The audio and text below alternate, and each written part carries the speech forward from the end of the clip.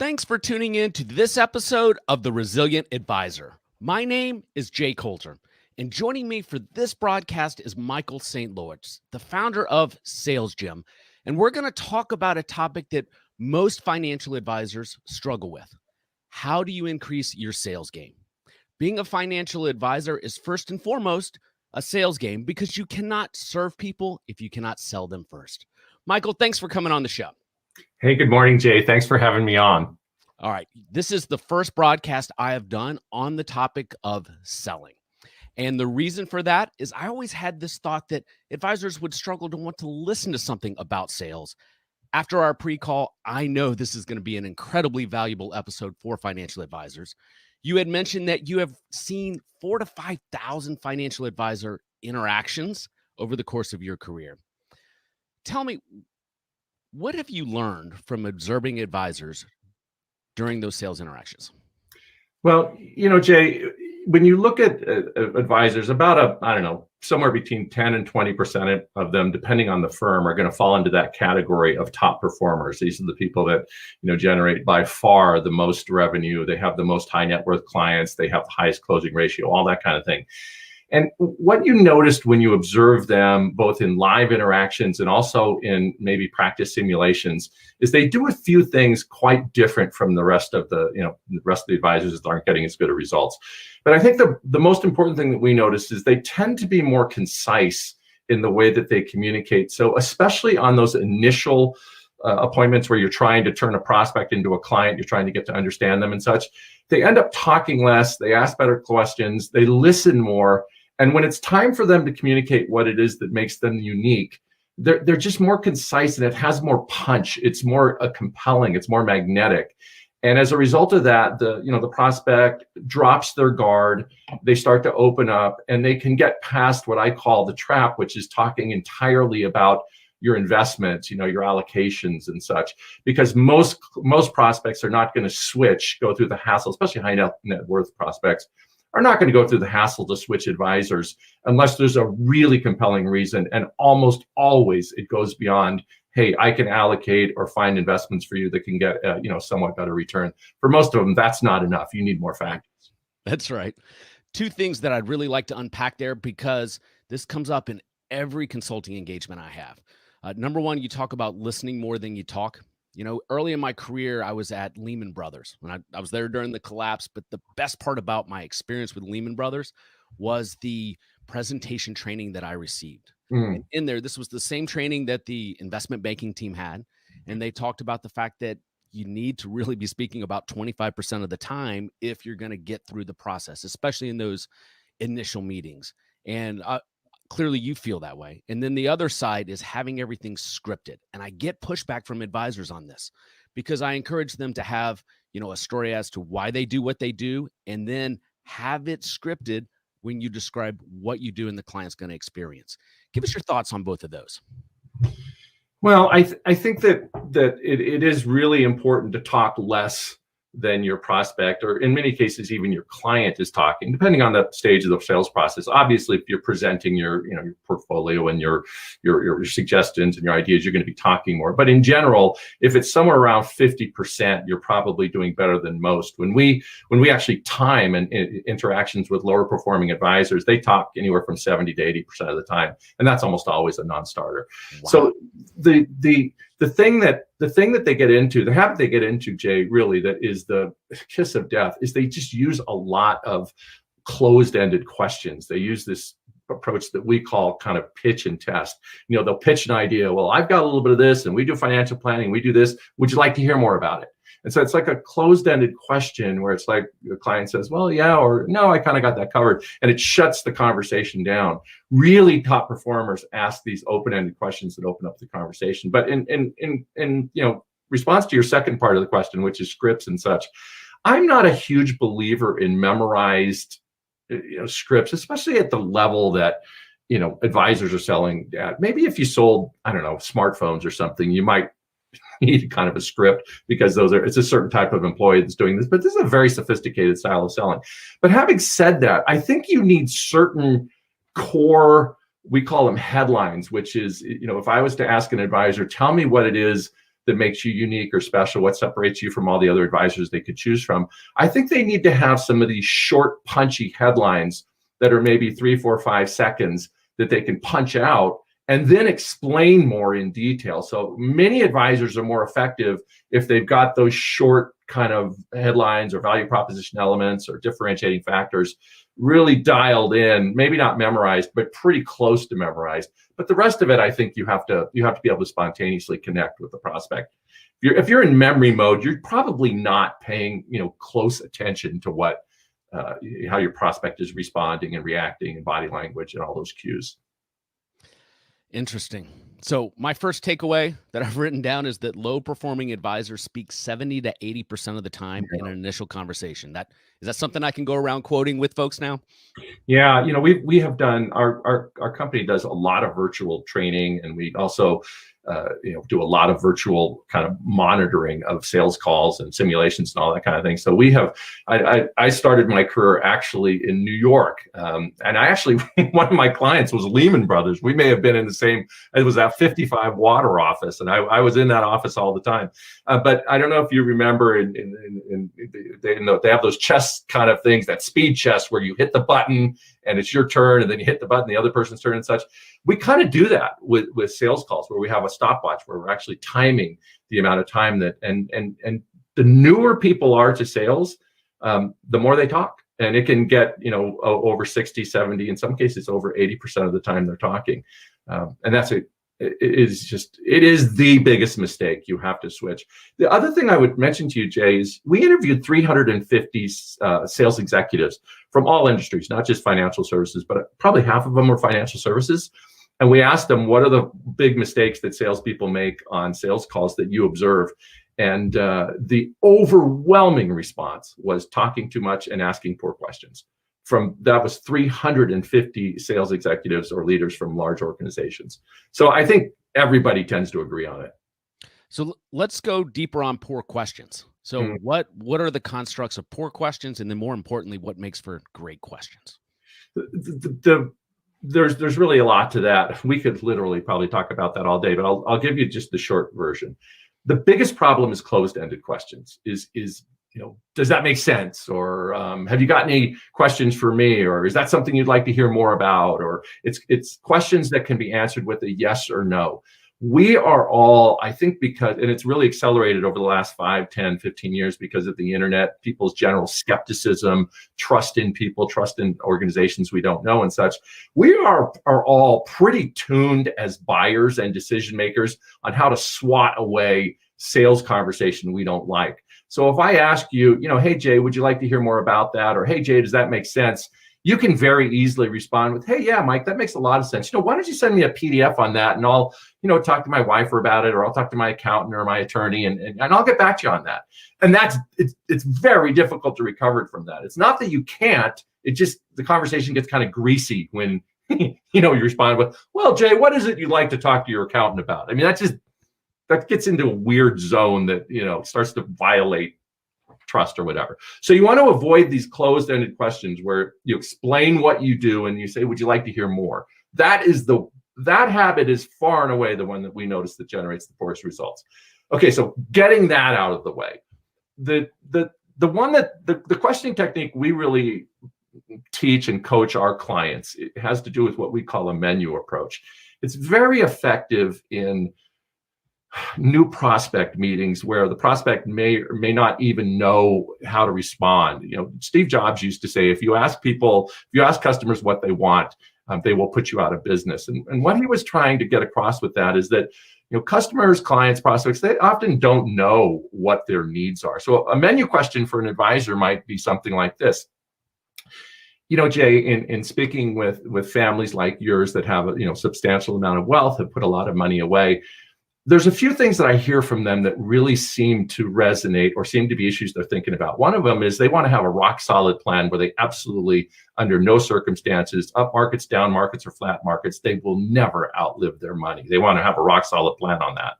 The second thing is they want a sort of an investment plan that minimizes taxes.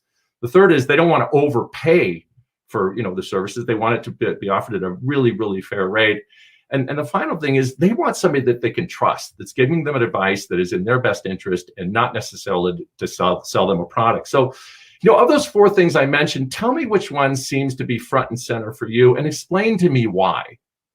So now I've given them 4 ways to go to respond, to connect with what I'm talking about, and just from experience, at least half the time, if not more, they're going to say, listen, I don't ever want to outlive my money.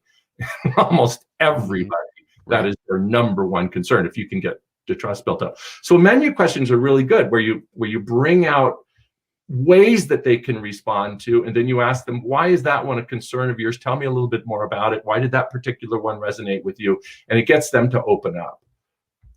All right. So outliving your money, taxes, trust. What was the 4th one? Outliving your money, taxes. I mean, it could be any. I just kind of randomly picked 4, but in this one, I said they don't want to outlive their money. They don't want to have taxes.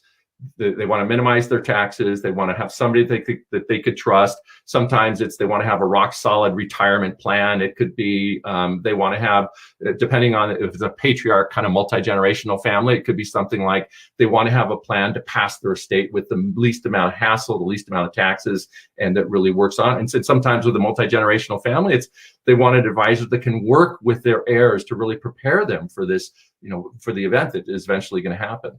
If I'm speaking to a recent divorcee, for instance, or somebody that got inheritance that's not real financially fluent, it might be, the things that I hear is they don't want to outlive their money. They want to invest it in a way that is really going to work, but they also want an advisor that can educate them on how is the best, what are the best decisions. And they want somebody that can go into those meetings with their accountant and their trust attorney and help guide them through that. So which of those resonate?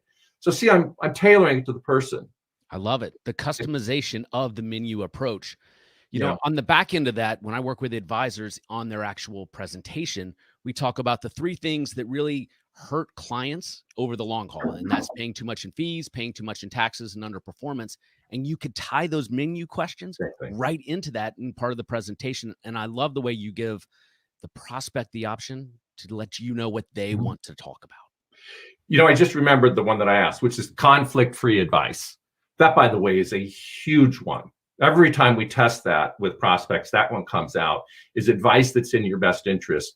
Almost everybody feels like they've been stung with a piece of investment advice. They got into a private equity fund, for instance, that had ginormous fees, or, it locked them up from a liquidity standpoint, or they got into a fixed income position that, took a giant dive when the market went down because it was ultra correlated to equities. So it's those kinds of, they want conflict interest free advice, whereas a lot of advisors, they're making advice that's based on what's in it for me, what's the fee payout or whatever. I think it really resonates with prospects when you come back at them and say, listen, my advice is going to be in your best interest, especially if you're a fiduciary. Boy, if you work in a firm where you are a fiduciary and you don't make a big deal out of that, you are really wasting an opportunity. Michael, I've been surprised at how many RIAs that are fiduciaries do not lead with that, or at least have it in their messaging. And, that's actually gives us a great opportunity to pivot to sales messaging. But before we do that, could you tell listeners and viewers a little bit about Sales Gym and what you offer financial advisors? Well, Sales Gym was developed about 5 years ago. I started my career doing live training programs and have done thousands of them around the world, mostly for financial services firms. And they're typically 1, 2, or 3 day seminars and such. And what we found is that those are great for getting a lot of information out quickly. There's a lot of benefits to getting, a group of 10 or 20 or 30 or 50 people together in a room, and, the company, collaboration, all that kind of thing. But people tend to forget a very high percentage of what they learn. So the Sales Gym was designed around a study we did around sports coaching, because we really believe that there are 3 types of coaches in the world that are the absolute, elite world class. Sports coaches that coach world class teams, obviously one. Military coaches, especially at the special ops level, are incredible coaches and trainers. And then performing arts, directors that get a Broadway show together, or that conduct an orchestra or whatever. They're very good at coaching and training. And what they do is they do training in smaller, more intense kind of pieces spread out over a period of weeks. So Sales Gym is really designed that way. We worked with advisors in weekly practice sessions, very practice drill based over a period of anywhere from 10 to 15 weeks. And it has an enormous impact on what we call verbal sales fluency. So Sales Gym is coaching the way sports teams do it in a nutshell. Excellent. And where could listeners and viewers find more information about Sales Gym? If they go to salesgym.com, there are a number of interesting kind of downloads that you can get there, and easy ways for you to contact and talk to us about you or your organization or a team that you manage, and how to really nail your value proposition, get better questions, closing techniques, how to position yourself as being different from your competitors, all that kind of thing. Yeah, I encourage viewers and listeners to go to salesgym.com and download the white paper that is on the website on how top performing athletes are a great model for building out your sales program. Is that fair, Michael? Yeah. And our Sales Gym YouTube channel is great too. There's all kinds of videos, many of them that are actually, quite focused on financial services. Excellent. So, Michael, if advisors want to get better, if they want to become world class at sales messaging, what do they need to do? Well, the first thing you need to do is you need to think in terms of the way a prospect thinks, an investor thinks, and what is it that they're interested in? They're interested in a person that's trustworthy. They're interested in, why should I switch? I mean, especially if you're dealing with high net worth people, why should I switch from what I have now to you? Because there's a lot of hassle involved in that. Jay, as you know, I mean, there could be, especially with markets as high as they are now, there's probably massive capital gains exposure and just, a lot of advisors just need to refresh their memory of what it means to switch your accounts. The industry does not make it easy to do that, on purpose. And so there's a lot of hassle, there's tax exposure, all that kind of thing. So you really have to understand, the prospect needs to understand what's better about what am I going to get that's going to improve my situation. So we talk about this in sales messaging. I think one of the most powerful things of all is what we call client-oriented phrasing.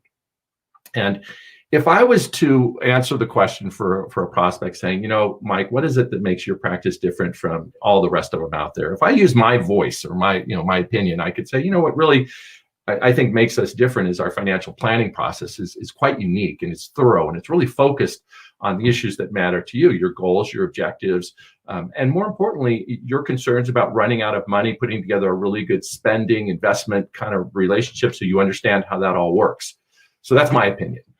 But if I use customer-oriented phrasing, it's going to be more like this. It's going to be, Jay, I think the best way for me to answer that question is to tell you what our clients say. And if you were to call our clients and say, what makes Mike's practice and team different? The first thing they're going to tell you is it really boils down to financial planning. They would say something like, when I first met Mike's team, they talked about financial planning, and I've been through that process before. But I have to tell you, when I went through it with them, it was so eye-opening. Not only did they ask about my goals and my objectives, but they got to such a level of depth about my concerns and our fears and just mistakes we made in the past, that the financial plan really fit me and my wife and my family. And for the first time, we were able to stick to it. We understood it, we stuck with it, and it has been just that foundation for us to achieve what we want. And I think, Jay, if you talk to our clients, you're going to find that that's very unique. So maybe I could start by asking you, tell me a little bit about the financial planning experience you've had in the past with your advisors, how effective it was, what might have been missing, and just in general, how it could have been better for you. So now I share my client's opinion, and I always end it with a question that's going to get you to talk about your experience on that issue in the past. That's one of the most important things people, financial advisors, can learn. When they start talking like that, wow, does it open up the conversation. Got it. And it clearly ties into the menu concept you were talking about earlier, and you could have a series of those questions that are predicated upon their answers earlier. You talk about headlining. And so how do you construct headlines that help drive this process? So headlines are short. When you think of a headline, we probably all drop back. For those of us that ever read newspapers, we saw headlines in newspapers, right? And the headline is a curiosity generating magnet that causes the person to say, wow, tell me more, or I'm interested enough to read the article. And that's the same thing in sales. So I'll give you an example in my own business in sales, Jim, and then I'll sort of do it for financial services. So if somebody was to ask me, tell me how Sales Gym works, I might use a headline like I'd say, two things that really jump out is first, we coach the way sports teams do. And secondly, we have found that sales messaging is the key to becoming a top performer. So those are two short headlines. And chances are, if you were a sales executive, you'd be like, tell me about this sports-oriented coaching, right? Yep. So now, obviously, I'm going to give more underneath that. That's where the customer-oriented phrasing might come in. So as a financial advisor, let's say I had an advisory where I really had great financial planning, or let's say I had an approach that really reduced unnecessary risk. So I might use those two. So I might say, Jay, what my clients tell me is that our financial planning process is absolutely unique and different from all other advisors they work with. And the second thing is we have a way of reducing risk that is very unique in our industry. Let me explain to you what I mean by that. So I've given you two headlines that I'm now going to explain in detail. They're very, very important. So if an advisor, and their team, if I ask them a question, I say, what makes your team different from other advisors that your prospects are working with, or that your clients are also using, especially high net worth clients, many times have 2 or 3 advisors they work with. If they can't really rattle off 4 or 5 great headlines, chances are they're going to be less effective in the sales interaction. You just have to be able to talk about what makes you unique and different, and headlines drive that. So you were talking about memorization. It probably helps to get those short things pretty close to dialed in, but then be able to spontaneously and conversationally explain what they mean. Well, I got to tell you, Michael, we very quickly crossed the 20-minute mark, which is where I like to cut these podcasts and vlogs off. But I'd want to ask you another question, if it's all right. Sure. If you have a few more minutes. I do. Absolutely. All right. So, Michael, what I really appreciate about the work that you and your team at Sales Gym do is you differentiate between top performers and everybody else. Instead of presenting research that everybody does, it's the top performers. So what are top performers doing that everybody else is not? God, boy, that's a big question. We could go into a lot of directions, but I think, the one thing they do is they do lead generation better. And obviously this COVID situation is a challenge for advisors, because they're not out there, they're not meeting, they're not shaking hands and all that kind of thing. It's more of a challenge. I'm finding that the top performers I deal with are putting together virtual events, more of them, good ones, so that they can call people and invite them to that. So I think that's one of them. You got to keep your lead generation funnel and machine really working. The other thing that top performers do that is they just close better, Jay. I mean, they always are offering suggestions. The worst way to close is, so Jay, are you ready to get started? Or, so Jay, are you ready to do the paperwork to get an account open? That's really dumb closing methodology. Really good top performers always close with options. They get so good at offering alternatives that they'll say something like, Jay, what at this point in the process and in the conversation, what tends to happen with my clients is that become our clients, they go in one of 2 directions. Some of them feel comfortable getting started with the paperwork and getting going, putting together kind of a process by deadlines by which they want to fund it and get all of it done. Others like to kind of test drive or get a second opinion by us, so that we do a little bit of analysis of their current portfolio, and we can show them some thoughts about how we might suggest their portfolio could be adjusted to generate better returns with less risk. Which direction would you feel more comfortable going at this point? And so they give an option, and either option moves the process forward. I would tell you that for everybody out there listening, if they haven't mastered ending conversations with options, they are leaving money on the table, always. So you open with a menu option, you close with a menu option. Yeah, we're in a world of options. Right in 2020, everything has options. Everything, every product you buy is there's 15 different choices you have to go through in order to identify it. I needed to get a new computer a couple of weeks ago. I really literally went through 10 minutes of menus and choices to get that thing dialed in. We're used to that. Everything is choices. So you present choices. It's never yes or no. It's which is the better fit. Which one makes better sense? Which direction would you like to go now? So you always avoid the yes or no, because yes or no makes it very easy for them to say, hey, that's interesting. Let me talk to my accountant and my attorney about it first. Michael, there are times that I produce these shows and I feel like I learn just as much as my audience. Here are my takeaways from today. And if you didn't notice, I was taking notes during this conversation. Number one, the menu approach at the beginning is it's just pure gold. The virtual events, I can tell you from my experience with my clients, the top performers are doing virtual events. One of the better ideas I've seen here recently, and this was actually done for a charity, was a virtual whiskey tasting. So you went and you picked up a couple of sample bottles, and then you had all of your clients on a Zoom screen. Very interactive, very engaging. I thought that was excellent. And then closing with menu options as well. Michael, I really appreciate you coming on and sharing. This has been a really, really impactful episode.